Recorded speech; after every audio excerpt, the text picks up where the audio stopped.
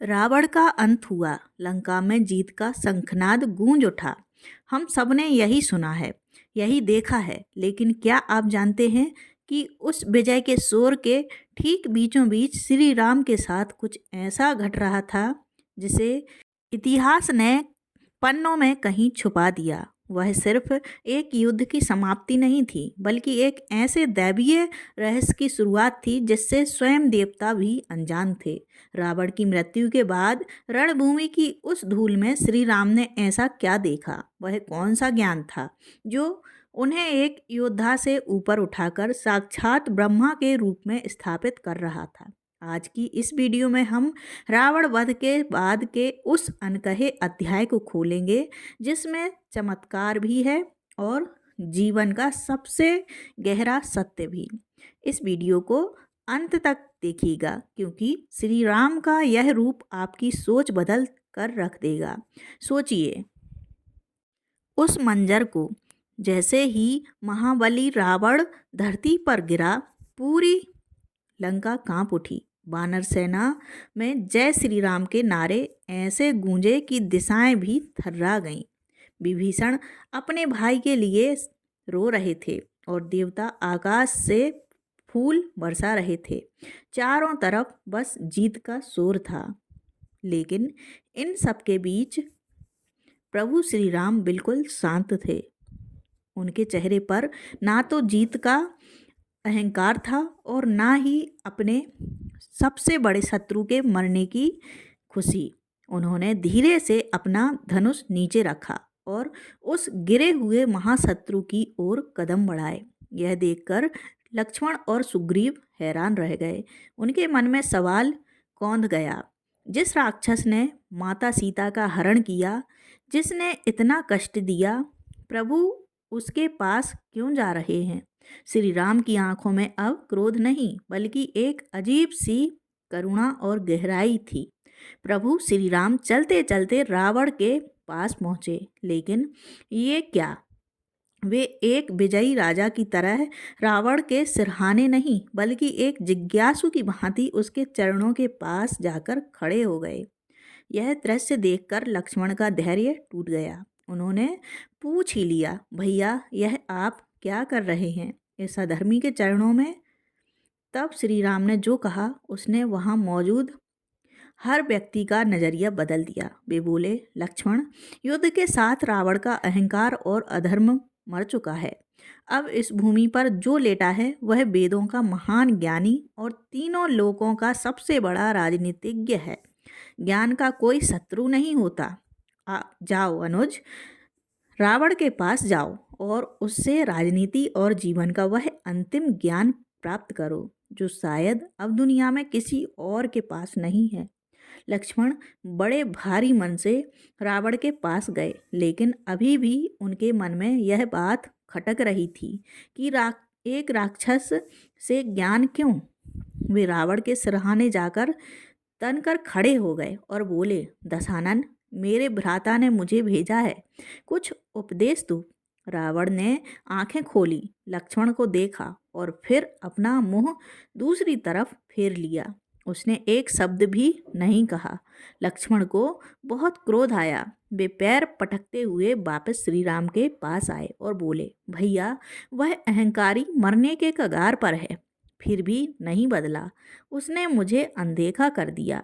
श्री राम ने मंद मंद मुस्कुराते हुए एक बहुत बड़ी बात कही, लक्ष्मण, गलती रावण की नहीं, तुम्हारे तरीके की थी। तुम ज्ञान लेने गए थे, लेकिन खड़े थे एक विजेता की तरह उसके सिर पर। याद रखो अनुज, ज्ञान प्राप्त करने के लिए झुकना पड़ता है। पानी भी उसी को मिलता है जो झुककर अंजलि भरता है। जाओ, इस बार शिष्य बनकर उसके चरणों में खड़े हो। लक्ष्मण वापस गए। इस बार उनके भीतर का अहंकार पिघल चुका था।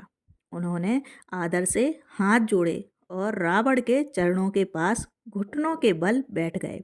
यह विनम्रता देख मरणासन्न रावण की आंखों में भी एक चमक आ गई। उसने अपनी अंतिम सांसें बटोरते हुए अपनी भारी आवाज में बोलना शुरू किया। उसने कहा, लक्ष्मण, मेरे जीवन की सबसे बड़ी सीख यही है, शुभस्य शीघ्रम यानी शुभ काम करने में कभी देरी मत करना और अशुभ काम को जितना हो सके टालते रहना। मैंने यही गलती की। मैंने श्री राम को पहचानने में और उनकी शरण में जाने में बहुत देर कर दी और सीता हरण जैसे पाप को मैंने बिना सोचे तुरंत कर डाला।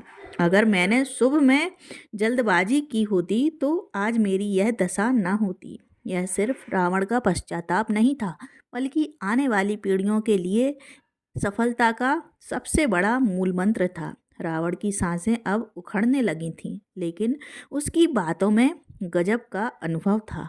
उसने लक्ष्मण की आंखों में देखते हुए दूसरा सबसे बड़ा रहस्य खोला। वह बोला, लक्ष्मण, जीवन में अपने शत्रु को कभी भी कमजोर या छोटा समझने की भूल मत करना। मुझे अपनी ताकत और वरदानों पर इतना घमंड था कि मैंने मनुष्यों और वानरों को तुच्छ समझा। जब मैंने ब्रह्मा जी से अमरता का वरदान मांगा तो मैंने कहा कि मुझे देव, दानव, गंधर्व या यक्ष ना मार सके। लेकिन मैंने मनुष्य का नाम नहीं लिया क्योंकि मुझे लगा कि एक साधारण इंसान मेरा क्या बिगाड़ लेगा। वही गलती मेरा काल बन गई। रावण का यह कथन हमें सिखाता है कि अहंकार हमारी आंखों पर पर्दा डाल देता है, जिससे हम छोटी चुनौतियों को नज़रअंदाज कर देते हैं और अंत में वही हमारे पतन का कारण बनती हैं। रावण की नज़रें अब विभीषण की ओर घूमी, जो दूर खड़े आंसू बहा रहे थे। रावण ने लक्ष्मण को जीवन की सबसे कड़वी सच्चाई बताई। उसने कहा, तीसरी बात, हमेशा गांठ बांध लो। अपना गुप्त भेद, अपना सबसे गहरा राज कभी किसी को मत बताना, चाहे वह तुम्हारा सगा भाई या मित्र ही क्यों ना हो। रावण की आवाज़ में एक गहरा दर्द था। उसने कहा, मेरी नाभि में अमृत है। यह बात सिर्फ मैं जानता था और मेरा भाई विभीषण। मुझे लगा मेरा भाई मेरा अहित कभी नहीं करेगा, लेकिन आज उसी राज ने मेरी मृत्यु निश्चित की। अगर मैं चुप रहता तो आज श्री राम भी मुझे मार नहीं पाते। यह सीख हर उस इंसान के लिए एक चेतावनी है जो भावुक होकर अपने दिल के सारे दरवाजे हर किसी के लिए खोल देता है। रावण ये 3 अनमोल बातें बताकर शांत हो गया। उसकी आंखें हमेशा के लिए बंद हो गईं। लेकिन तभी तभी वहाँ एक ऐसा चमत्कार हुआ जिसे देखकर देवता भी दंग रह गए।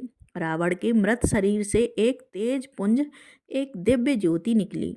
आमतौर पर आत्मा आकाश की ओर जाती है, लेकिन यह ज्योति सीधे प्रभु श्री राम की ओर बढ़ी और देखते ही देखते वह रोशनी श्री राम के हृदय में समा गई।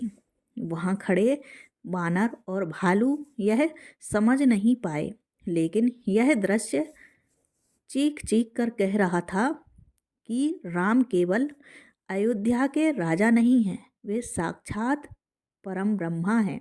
जिस शत्रु ने जीवन भर राम का विरोध किया, अंत में उसे भी मोक्ष राम के ही भीतर मिला। बैर भाव से ही सही, पर उसने हर पल राम का नाम लिया था और आज वह राम में ही लीन हो गया। रावण चला गया, लेकिन अपने पीछे छोड़ गया एक ऐसा भार जिसे उठाना आसान नहीं था। क्या आप जानते हैं कि युद्ध जीतने के बाद श्री राम ने उत्सव मनाने के बजाय प्रायश्चित करने की बात की? जी हाँ, यह सुनकर सब सन्न रह गए।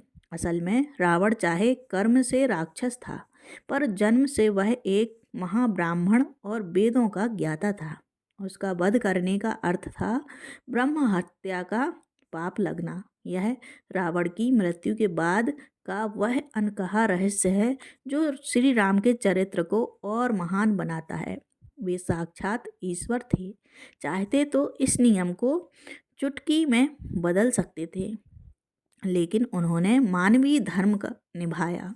उन्होंने ऋषियों से कहा कि वे अयोध्या लौटने से पहले इस पाप से मुक्ति चाहते हैं। सोचिए, जो पूरी दुनिया को पापों से मुक्त करता है, वह आज खुद धर्म की मर्यादा रखने के लिए प्रायश्चित करने जा रहा था। उस ब्रह्म हत्या के पाप को धोने के लिए श्री राम ने रामेश्वरम के तट पर भगवान शिव की आराधना करने का निर्णय लिया। यह पल बड़ा ही अद्भुत और विरोधाभासी था।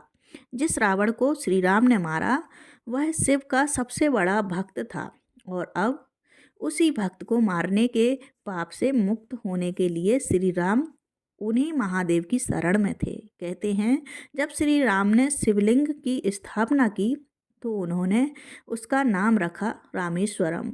इसका अर्थ बड़ा गहरा है। राम जिसके ईश्वर हैं और साथ ही राम के जो ईश्वर हैं, यहाँ हरि और हर का मिलन हुआ। महादेव ने न केवल श्री राम का प्रायश्चित स्वीकार किया बल्कि दुनिया को यह संदेश भी दिया कि राम का शत्रु मेरा भक्त नहीं हो सकता और राम का भक्त मेरा शत्रु नहीं हो सकता। यह पूजा केवल पाप मुक्ति नहीं बल्कि भक्ति की सर्वोच्च शिखर थी। प्रायश्चित पूरा हुआ, लेकिन अयोध्या लौटने से पहले एक और अधूरा काम बाकी था। लंका सोने की थी, वैभव और ऐश्वर्य से भरी हुई। दुनिया का कोई भी साधारण राजा इसे जीतकर अपनी सल्तनत में मिला लेता, लेकिन यही श्री राम का चरित्र सबसे अलग चमकता है। उन्होंने लंका की एक ईंट तक नहीं ली। उन्होंने विभीषण को सिंहासन पर बैठाया और कहा, मित्र, यह राज्य तुम्हारा है, बस एक वचन दो। यहाँ अब भय का नहीं, धर्म का शासन होगा।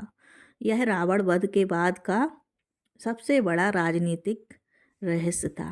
श्री राम ने दुनिया को सिखाया कि सच्चा विजेता वह नहीं जो दूसरों को जमीन हड़प ले, बल्कि वह है जो अत्याचारी को हटाकर वहाँ के लोगों को उनका हक वापस लौटा दे। लंका अब भय मुक्त थी और राम का कार्य पूर्ण हो चुका था। दोस्तों, रावण का वध केवल एक युद्ध का अंत नहीं था, बल्कि यह प्रमाण था कि अहंकार चाहे कितना भी बड़ा, ज्ञानी या शक्तिशाली क्यों ना हो, उसका अंत निश्चित है।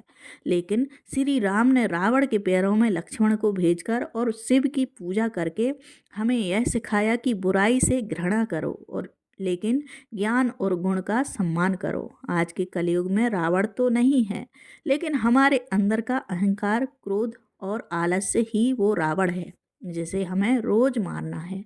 श्री राम का यह अनकहा रहस्य हमें मैं से हम और अहंकार से समर्पण की यात्रा कराता है। अब आप बताइए, रावण की दी हुई वो 3 सीखों में से कौन सी बात आपके दिल को छू गई? कमेंट में ज़रूर लिखें। अगर इस वीडियो ने आपको श्री राम को और करीब से जानने का मौका दिया है तो अभी लाइक बटन दबाएं और ऐसी ही अनसुनी गाथाओं के लिए चैनल को सब्सक्राइब करना ना भूलें। धन्यवाद। जय श्री राम।